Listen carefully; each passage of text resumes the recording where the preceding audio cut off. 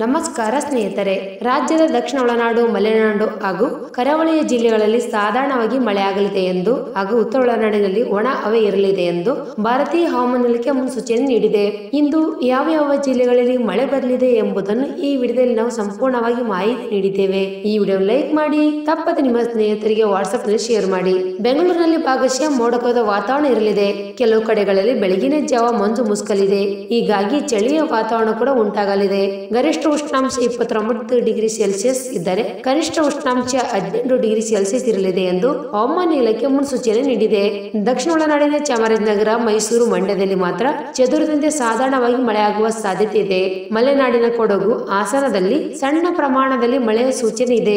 ಕರಾವಳಿಯ ದಕ್ಷಿಣ ಕನ್ನಡ ಜಿಲ್ಲೆಯಲ್ಲಿ ಕೆಲವೊಮ್ಮೆ ಗುಡುಗು ಸಹಿತ ಮಳೆಯಾಗಲಿದೆ. ದಕ್ಷಿಣ ಒಳನಾಡಿನ ಬೆಂಗಳೂರು ನಗರ, ಬೆಂಗಳೂರು ಗ್ರಾಮಾಂತರ, ಕೋಲಾರ, ಬಳ್ಳಾರಿ, ಚಿಕ್ಕಬಳ್ಳಾಪುರ, ಚಿತ್ರದುರ್ಗ, ದಾವಣಗೆರೆ, ರಾಮನಗರ, ತುಮಕೂರು, ವಿಜಯನಗರದಲ್ಲಿ ಒಣ ಹವೆ ಇರಲಿದೆ. ಮಲೆನಾಡಿನ ಚಿಕ್ಕಮಗಳೂರು ಮತ್ತು ಶಿವಮೊಗ್ಗದಲ್ಲಿ ಬಿಸಿಲಿನ ವಾತಾವರಣ ಇರಲಿದೆ. ರಾತ್ರಿಯ ವೇಳೆಗೆ ಚಳಿಗಾಳಿ ಬೀಸಲಿದೆ. ಕರಾವಳಿಯ ಜಿಲ್ಲೆಗಳಾದ ಉತ್ತರ ಕನ್ನಡ ಹಾಗೂ ಉಡುಪಿಯಲ್ಲೂ ಸಹ ಇದೇ ರೀತಿಯ ವಾತಾವರಣ ಇರಲಿದೆ. ಉತ್ತರ ಒಳನಾಡಿನ ಬಾಗಲಕೋಟೆ, ಬೆಳಗಾವಿ, ಬೀದರ್, ಧಾರವಾಡ ಮತ್ತು ಗದಗ, ಹಾವೇರಿ, ಕಲಬುರಗಿ, ಕೊಪ್ಪಳ, ರಾಯಚೂರು, ವಿಜಯಪುರ, ಯಾದಗಿರಿಯಲ್ಲಿ ಒಣ ಹವೆ ಮುಂದುವರಲಿದೆ. ದಕ್ಷಿಣ ಭಾರತದ ಹಲವು ರಾಜ್ಯಗಳಲ್ಲಿ ಕೆಲವು ದಿನಗಳಿಂದ ಭಾರಿ ಮಳೆ ಆಗುತ್ತಲಿದೆ. ಇದೇ ಅರುಣಾಚಲ ಪ್ರದೇಶ, ತಮಿಳುನಾಡು, ಪುದುಚೇರಿ, ಕ್ಯಾರೆಕಲ್, ಕೇರಳ, ಮಾಹೆಯಲ್ಲಿ ಗುಡುಗು ಸಹಿತ ಪ್ರತ್ಯೇಕವಾಗಿ ಮಳೆ ಆಗುವ ಸಾಧ್ಯತೆ ಇದೆ.